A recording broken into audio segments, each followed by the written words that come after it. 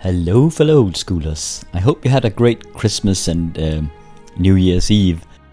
We're kicking things off here with one of the first matches of the Eel Castle Cup from last year, 2023. This is the first round and we have our new Eye in the Sky camera here, a new camera angle that will hopefully make it much easier to get an overview, even as the match progresses and the battlefield gets more and more cluttered. So in this first match, we have Disco Trolls coming up against what we could call Tropical Aggro or Blue-Green Stompy. Anyway, you guys, let's go over the decks real quick here. Just take a few minutes for it. I don't have any deck pictures because in all honesty, the tournament was held a while back. But we do know the Disco Troll archetype. It is a tried and true setup. Usually it will revolve around regenerative creatures, which it takes its name from, usually the Sedge Troll, and in combination with a Nivinol's Disc, and you will blow up the disc to destroy everything on the board and just regenerate your own creatures and punch in with that, thus gaining control over the board state through that. The Disco Troll archetype is usually blue, black and red, and this one is no different. It will usually either go the burn route as I suppose a supportive strategy, or it can go the control route. And this particular brew actually straddles both ways here, having a foot in each camp. So we'll see both lightning bolts here that will come in handy against an aggro opponent like this one. And he also has a fireball and stuff like that. But he also uses a heck of a lot of counter magic to protect his disc and combo pieces. Disco Trolls is usually a bit clunky and slow to start, and it lacks Swords to Plowshares, so instead, as a line of defense for the early game, it makes use of Maces of Ith. And many archetypes, or many iterations of this brew, actually play with a full playset main board, and sometimes they're in the sideboard, depending on the current meta. And the Maces of Ith actually has an added benefit, because the more of those you play, in order to overrun them, the opponent has to deploy more and more creatures to circumvent those Maces of Ith, and that will make him more susceptible to get all his pieces blown up with the disc, thus providing the Disco Troll player with a huge card advantage once the disc goes off. And yeah, that's about it. Usually this archetype will have a top curve drop with Shivan Dragons, or in another way can use Hypnotic Spectres as additional attacking creatures and as a way to gain additional control. But there are many ways to skin a cat and many ways to build Disco Trolls. We shall see in the upcoming battle what this guy has chosen. His opponent, let's go over him. It is mostly like a mono-green Stompy archetype, which actually means that he has a heck of a lot of 1/1 critters, like Script Sprites and the Golden Pixies, Llanowar Elves for additional mana, having a lot less mana than most other archetypes because his mana curve is so low. But this particular brew has opted in for a kind of a big blue splash as a supportive strategy for the mono-green archetype. That has allowed him access to the Flying Men as another flyer, 1/1 flyer, and all these 1/1 flyers will be boosted by the Pendelhaven, and it can also be boosted with the usual strategy from mono-green Stompy, which is giant growths, full playset of those, and 3 to 4 berserks to really let the little critters go nuts and do a ton of damage early on. And well, the blue edition has made it possible for him to put in unstable mutations as an extra element of support for these tiny little creatures. So a heck of a lot of punch in this particular brew, and obviously the blue also gives him access to blue elemental blasts after sideboard, and he has access to all the nifty blue power cards here, Ancestor Recall, Time Walk to attack with the little critters early on a second time, and obviously Time Twister to fill up his hand once he's deployed all his little critters here. This matchup would be very much revolving around Blue-Green Stompy trying to overrun Disco Trolls with all his little critters, pumped up by Berserks, unstable mutations, and giant growths and Pendelhaven. The longer the game takes, the Disco Troll will have advantage because he'll have the bigger creatures, he'll have the disc to blow up all the critters, so he'll have to survive the early game, and the Blue-Green Stompy will have to finish him early on with his army of small creatures. So let's see how this first round of the tournament gets off the ground. It's time. And after a quick roll off here, we'll see who goes first. Disco Trolls is on the left. You see a bit of his hand here, starting off with the Ancestor Recall. Good hand. Sonic Blast as well, so a bit of burn. Just slow it down a bit. Plenty of mana. Sedge Troll, a couple of Volcanic Islands in the Badlands. Nice opening hand, sufficiently mana fixed. The Volcanic Island coming out here. Tropical Island into a Llanowar Elf. On blue-green Stompy side. You could think another Llanowar Elf. And a Flying Man punching in with the Elf here. Disco Trolls. Has a mana drain in hand here. Probably recognize when he's against. Okay, he's actually countering that Flying Man. It will provide him a single mana. Oh yeah, and that it allows him to play the troll and actually have a black mana untapped because he's placed it with the extra mana from the mana drain, so he can regenerate that troll. Otherwise the other guy could punch it down with a Giant Growth if he blocks one of the elves. Blue-green plays a bit fast here. Probably should slow down a bit because... Oh, Ancestor Recall. Because the other guy will have more choices on what to counter here. He just plays his entire hand so quick here. Ancestor Recall into a Soldering and a Chaos Orb.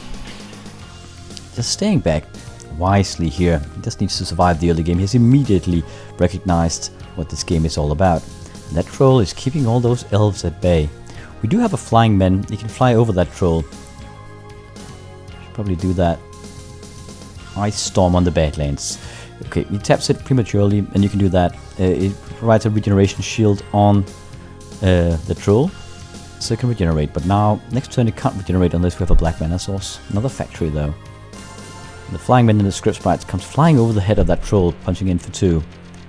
Another troll comes lumbering over. He's only a 2/2 now because there's no swamp to boost him. He gets +1/+1 from a swamp. So trading blows here. Another elf. Yeah, the ground army is completely shut down by those factories. So there's a Sonic Blast on the troll here, and he can't regenerate. Troll is gone. Flying Man comes swooping in here, and the Script Sprites. Okay, electing to use the Chaos Orb. See if it hits. Okay, it turns one too many times, but that's fine. The Script Sprite is destroyed. It might look odd using it on such a small little creature, but I think this control correctly recognizes the nature of this matchup.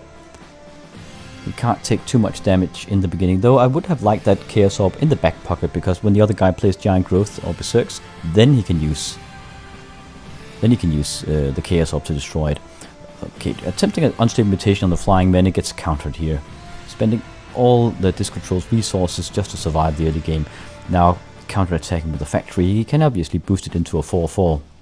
The other guy lets it in. He doesn't pump it because he needs the other factories back as a defensive measure. Okay, swinging in again. Swing his little sword at Flying Man for another poke. Library of Alexandria.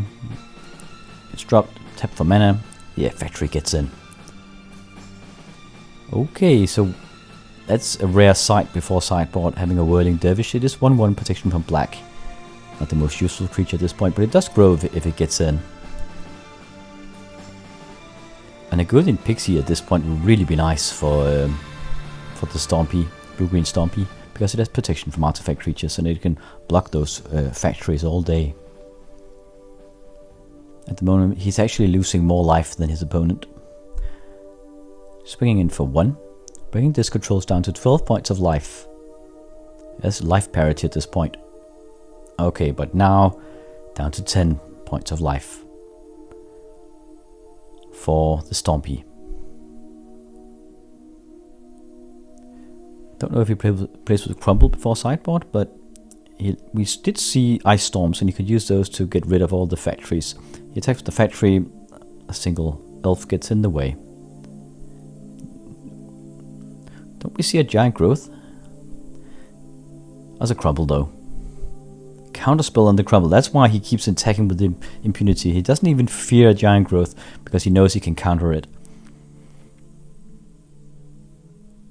Yeah, what to do here? If he loses all his little elves, he sacrifices the Whirling Dervish. I think that's probably correct. Okay. Small life lead for the Stompy archetype, but he does have to sacrifice a creature each turn. Okay, that's actually a double attack with the factories here.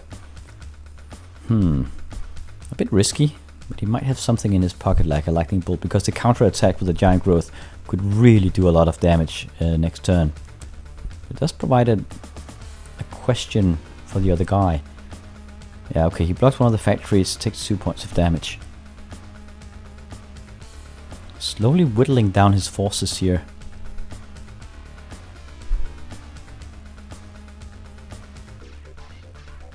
And there's an Agolian Pixies. That's really crucial. That gets countered immediately though. Flying Man gets in for 1. So as we see, a heck of a lot of counter magic on that disc control player at this point. Now going for the finishing move, attacking with everything here. 3 factories coming in. The other guy is almost tapped out. Sacrificing the little bird. Doesn't have a lot of mana left. Going down to 4 points of life, and there's a double lightning bolt straight to the dome. So disc control wins. Really, yeah, stabilizing the early game here, and we see that a lot of counter magic and also a lot of burn to finish the game off. But yeah, he managed to really early on get a read on what he was against here, and used up all his resources in the early game just to handle 1/1 creatures, like the Chaos Orbing them or counterspelling a Flying Man. Now it's sideboard time. You see some terrors getting in. I'm surprised he doesn't put in the fireballs. He does have Maces of Ith. Takes out the Shatters here. There's a Mahamuti Jin in his deck and a Power Sink. Wow. A bit unorthodox. Oh, and there's an Earthquake as well. Yeah, he keeps that in. So we get some terrors and Disintegrate. A lot of burn gets in here. And artifact removal gets taken out. Ooh, and a red elemental blast as well, likely to block the power cards from the other guy. Actually, I didn't see what the other guy sideboarded. I think blue elemental blast and certainly control magics would be nice. Controlling that troll in the beginning would be crucial. It was a really nice play, breaking the Badlands with a nice storm, and then handling the troll with a sonic blast once he had starved his opponent from black mana. But I mean, he will have trouble removing them otherwise. So I suppose blue elemental blasts to block burn, and certainly to block to counter a Sagittor as it is played would be very nice indeed. The other guy dropped a Terror by mistake here, so he's taking Terrors in. Makes sense. All the creature removal he can get his little trolly hands on. We're getting ready for round number 2. There will be a slight advantage for the Stompy archetype because he'll be on the play. Let's see if he can rectify the score here. Have an early Flying Man here. Yep, sword in his hand. Okay, Chaos Orb with a Mox. Flying Man gets in for 1 poke. Oh, he's mana starved though. Just a single island, that's a really dangerous keep. With the other guy Chaos Orb his island? I think he should. Yeah, at this end step he just killed. Oh, that's brutal. Let's see if it hits. Yep, perfect hit. Drawing another card. That Mace of Ith keeps him alive. Ah, but the other guy is completely mana starved here. What a shame. Discarding a Script Sprite. A factory coming down. heartbreaking stuff here. Ah, regrowth. Mind twisting his hand. Oh no. That's 4 cards getting removed here. That might be game. Berserk, Giant Growth, and Aladdin Wealth on the crumble. Still no mana. I'm sorry, you guys. This is a bit of an ungame, actually. Come on. Island. Yeah, but it's too little, too late, right? Most of his hand is gone. The other guy plays a Sedge Troll, keeping 2 blue mana up for the City of Brass for counter magic. Just attacking as fast as he can here while the other guy is mana starved. Really, okay.